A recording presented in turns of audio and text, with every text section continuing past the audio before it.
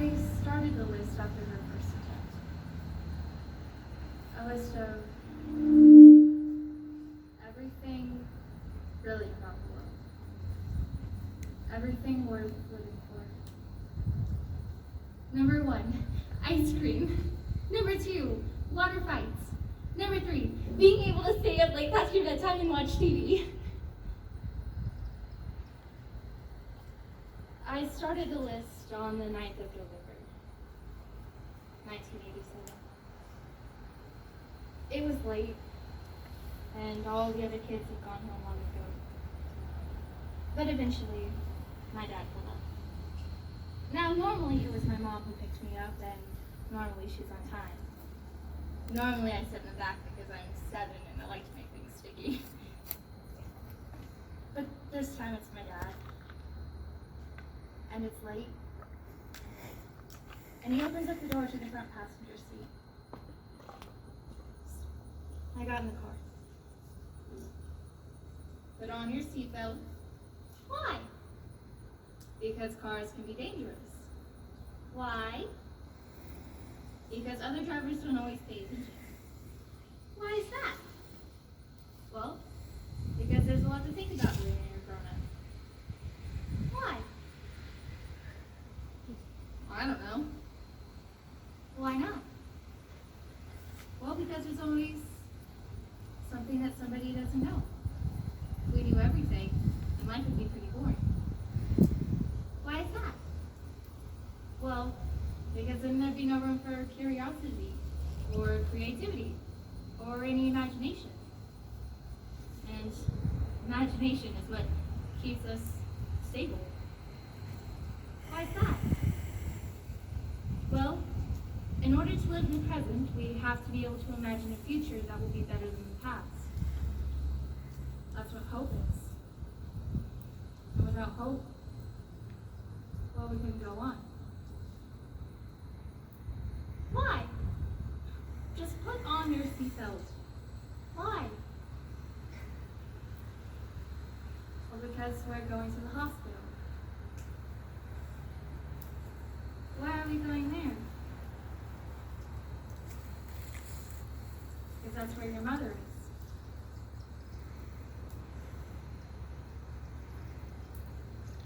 Why?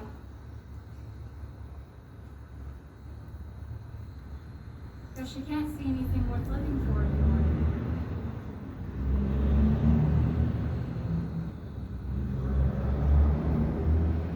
At least, that's how I'd like to remember it. But we actually just wrote the silence. The only thing he said to me was, "Your mother's done something stupid." And I didn't know what that meant. I sat in a corridor next to an old couple who bought me a carton of juice and some chocolate from the vending machine. Number 8, chocolate. Number 9, juice. Number 10, kind old people who aren't weird and don't smell unusual.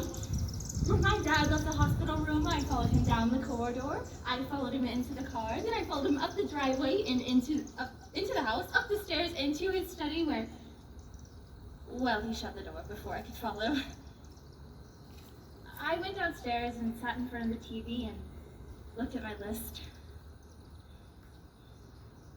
By the time that Mom came home, the list was over 8 pages long and had over 314 things on it. I laid it on her pillow with the title, "Every Brilliant Thing." She never mentioned it to me, but I knew that she had read it because she corrected my spelling. No, I don't want to make it seem like my mother was a monster, or that my childhood was miserable, because it wasn't. We used to have a piano in our kitchen. We'd gather around it, and sing soul songs together.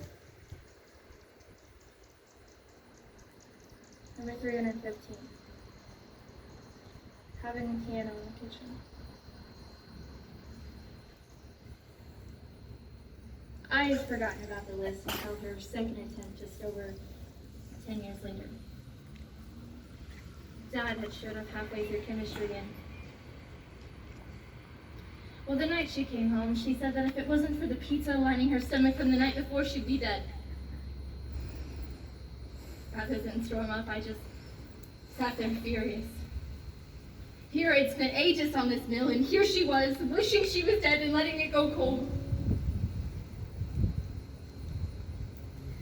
I couldn't sleep that night. Instead, I sat on the floor and looked over at my list. Number 1, ice cream. You know, the younger me had dealt with this all so much better. The younger me was so hopeful. Naive, of course, but she was hopeful.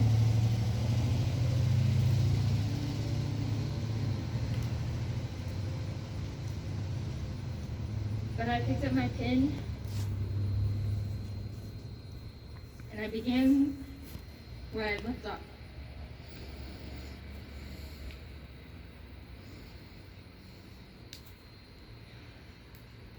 Number 315, the smell of old books.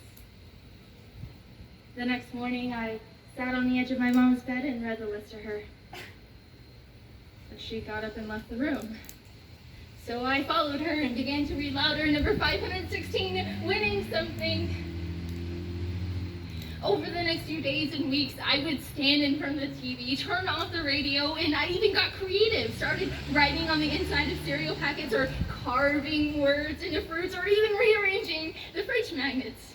Number 201, hammocks. But the idea that a list of nice things could combat her hardwired depression was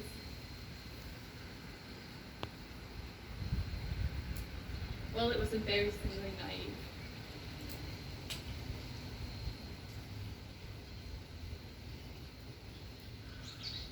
But I continued on with the list.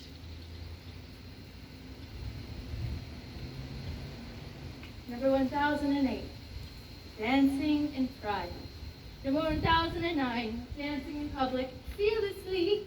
And then number 9901, people who can't sing and either don't know or don't care. Pages and pages of it. Everywhere I looked, everything I thought about. Number 7,431, palindromes. Number 9,999, falling in love. Number 777,777, the prospect of dressing up as a Mexican wrestler. No, not the action of dressing up as a Mexican wrestler. The prospect of it. I made a list of everything that is brilliant about our world.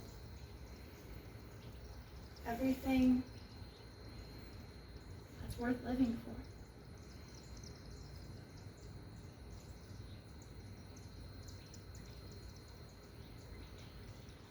But I wasn't around for the last time. I was in Australia with work when I got the call. Dad wasn't around either. The neighbors had complained about the exhaust fumes and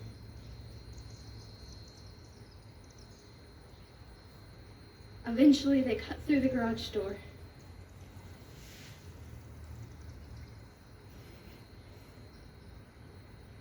There was a pad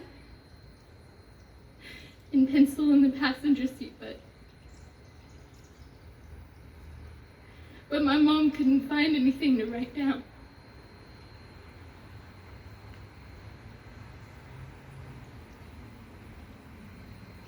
The list hadn't saved her,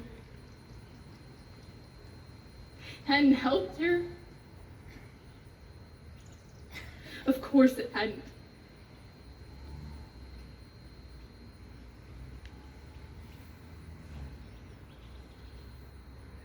saved me.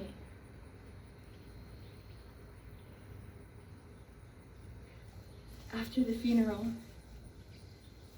I realized just how much the list had changed the way I had seen the world. Number 31, birdsong.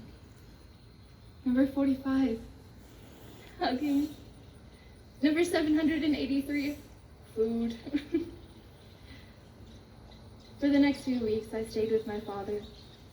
We'd walk and talk and listen to old records.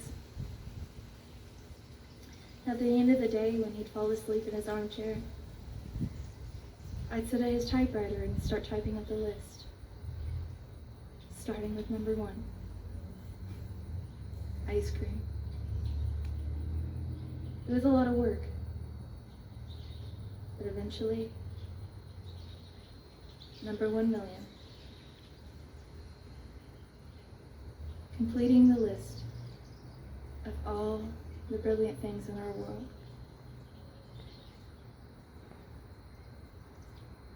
I have some advice for anyone who's ever been contemplating suicide. Don't do it. Things get better. It may not always be brilliant, but they do get better. Thank you.